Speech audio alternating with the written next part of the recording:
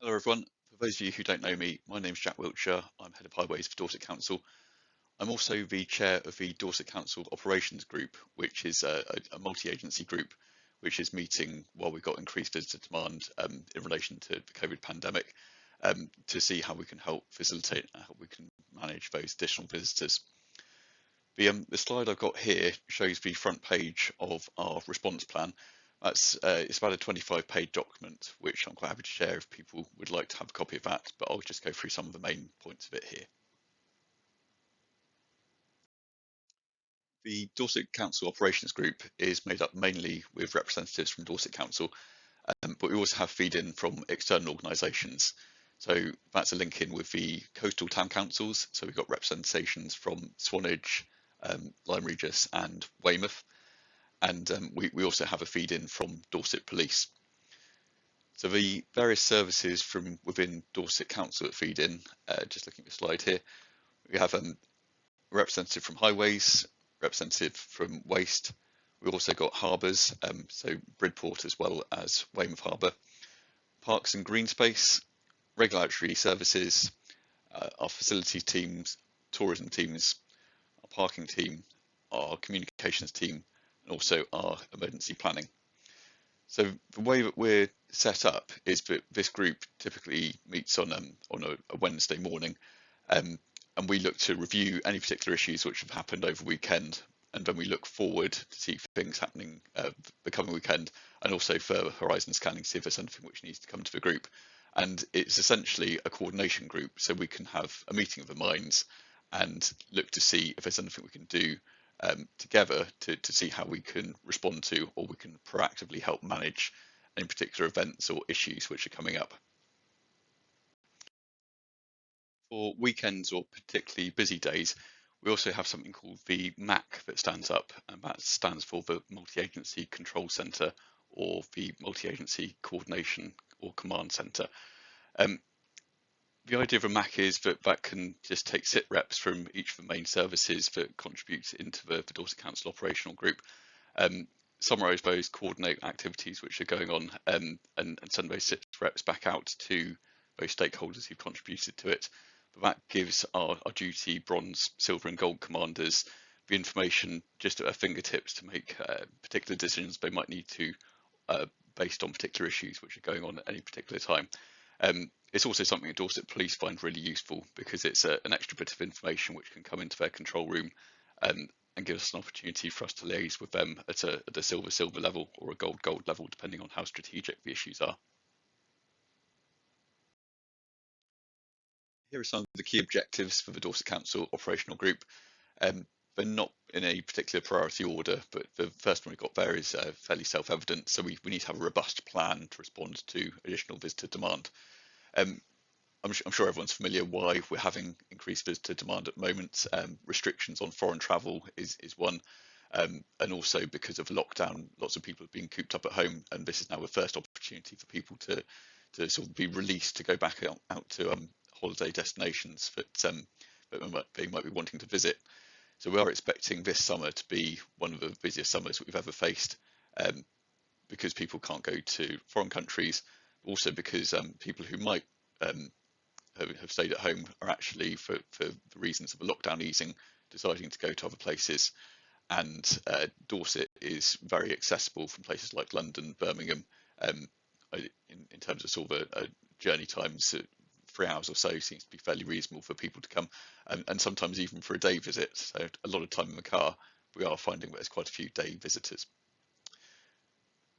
We do want to see how we can maximise commercial and economic opportunities. We recognise that businesses in Dorset have had a hard time during the lockdown, but we also want to make sure that's done safely and with consideration to the environment.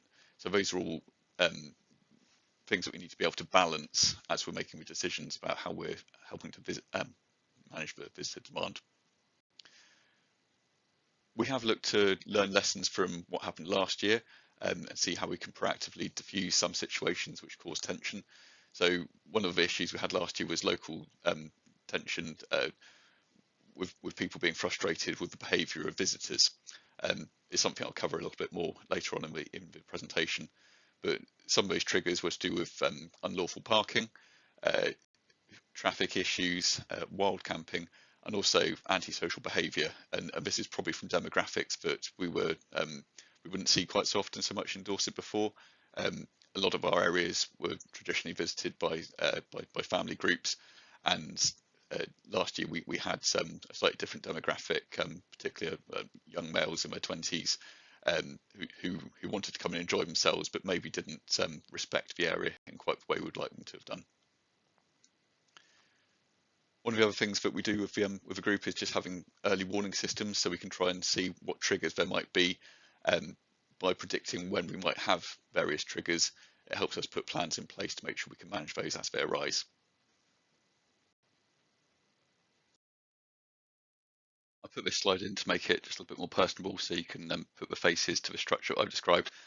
Most of the people on that call work for Dorset Council, but just a few of the external people. We've got Chief Inspector Jed Want there for Dorset Police, and also Jane Biscombe as the Town Clerk for Weymouth Town Council.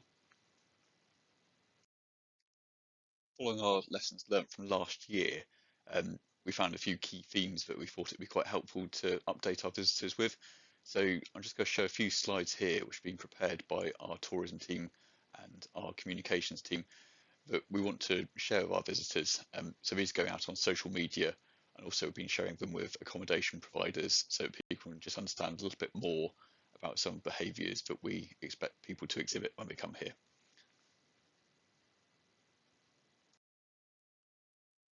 We want people to enjoy our unique habitats. They're no place for campfires or barbecues. We want people to enjoy our countryside and coast. Put litter in bins or take it home. Enjoy our epic coastline. Watch out for tides, currents and cliff edges. Enjoy taking in our scenery. Drive carefully on our country roads. And finally, enjoy sharing our wonderful places. Check where to park and camp. So finally, I wanted to give an example of how it all works in practice. And one of the most recent examples was what happened over the spring bank holiday weekend. We did have a particular issue in Weymouth where we had 4 different travel encampments were set up on the Friday of that bank holiday weekend. And one of those groups set up at the Marsh, which is technically Weymouth Town Council property, but there were antisocial behaviour issues associated with that site. So working through the multi-agency command centre, we had involvement from the key party straight away, and we could have the conversation at silver level with Dorset Police to say this was a group that we wanted to issue a 62A notice to. So that was a notice to move away from that site and go to our dedicated site over at Piddle Hinton, which is a site we can open up to move people to should we want to. So the land is operated by Weymouth Town Council, so it was Weymouth Town Council who had to actually issue a notice with Dorset Police, but we worked to make sure that the Piddle Hinton site was ready for them to go to. And what we actually found out was that that group decided to move outside of the Dorset Council area, so it therefore wasn't an issue which we needed to follow up any further. But it was a really good example that from receiving the information, finding out that there were issues, we could issue the section 62A notice on the Saturday afternoon, and then that was for them to move at 10:30 on the Sunday morning, which they dutifully did.